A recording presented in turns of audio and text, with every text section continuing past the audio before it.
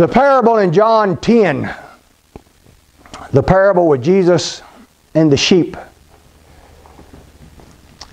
If you read the passage here, the first few verses of John 10, he talks about shepherds and their sheep. And the way they would do it that day and time, if they were around a village, they would take their sheep out and let them eat during the day, and they would bring them back and put them in a communal pen.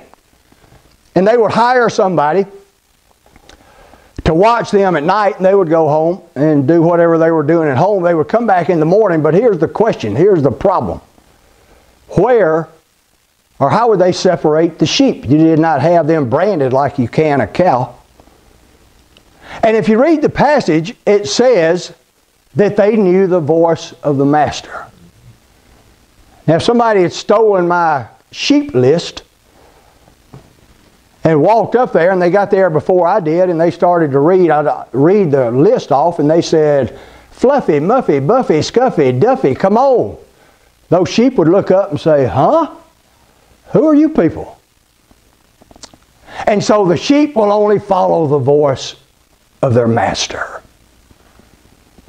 My question to you is, do you follow the voice of the master? Are you tuned in to the voice of God? That's why I don't listen to men.